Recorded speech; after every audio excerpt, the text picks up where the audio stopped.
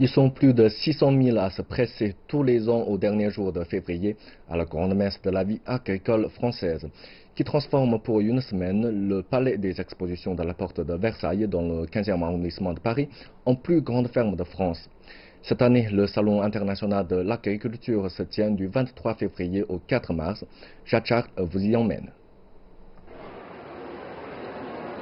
Plus qu'une simple foire professionnelle, le Salon de l'agriculture est une véritable institution.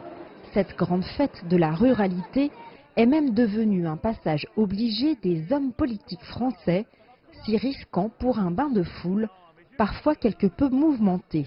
Mais pour la plupart des visiteurs, c'est avant tout un moment de détente et de plaisir aux accents assumés de terroir.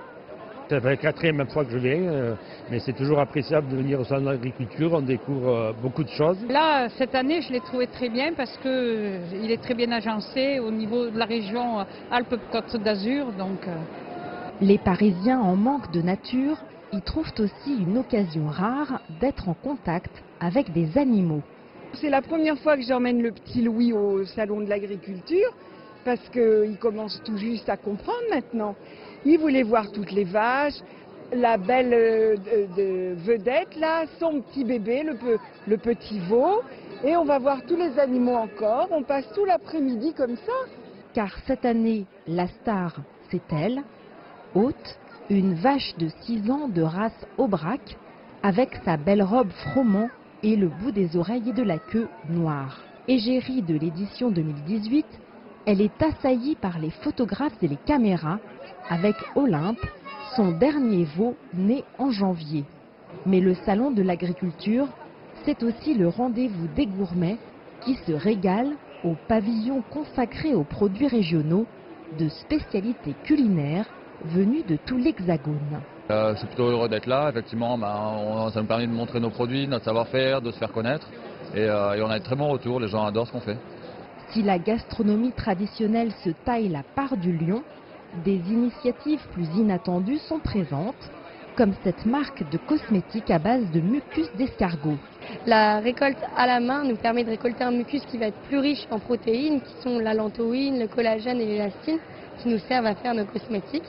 Et donc vraiment cette particularité, ça permet de ne pas faire souffrir l'animal, qui va pouvoir continuer sa vie ensuite, après la récolte. C'est que l'enjeu est de taille, nourrir les hommes, certes, mais en préservant l'environnement. Un défi relevé par cette école d'ingénieurs. Alors là, aujourd'hui, c'est le lancement officiel du MOOC sur le gaspillage alimentaire de MOOC d'AgroParisTech. Et donc pour fêter l'événement, on voulait marquer le coup au Salon de l'Agriculture. Et avec tous les étudiants du stand d'AgroParisTech, on fait un concours Top Chef. Et là, on a récupéré tous les déchets alimentaires qui viennent du salon. Et on est en train de cuisiner. Avec les enjeux actuels, par exemple avec le réchauffement climatique, la déprise rurale, c'est plein de sujets qui sont hyper modernes, qui sont hyper actuels et il y a énormément de choses à faire et c'est vraiment des domaines qui sont passionnants que je ne connaissais pas du tout en arrivant dans l'école et que je commence à me rendre compte de tout ce qu'on peut faire. Des sujets modernes, traités avec des technologies elles aussi modernes, comme dans cette ferme digitale qui réunit des start-up œuvrant pour promouvoir le numérique et l'innovation au service de l'agriculture. On va connecter la pâture pour l'aider, par exemple, sur ses clôtures électriques. Un éleveur doit contrôler ses clôtures électriques tous les jours. Et donc on va venir automatiser ce contrôle. On travaille sur les citernes pour s'assurer qu'il y ait bien de l'eau pour les animaux dans les abreuvoirs. Et on travaille sur la température pour suivre la fermentation du foin. Chaque mois de février, le Salon de l'agriculture est un baromètre, indicateur de la santé de l'agriculture française. En cette période de congé scolaire, c'est aussi un moment récréatif très attendu des visiteurs de 7 à 77 ans. Jade Charles, CGTN, Paris.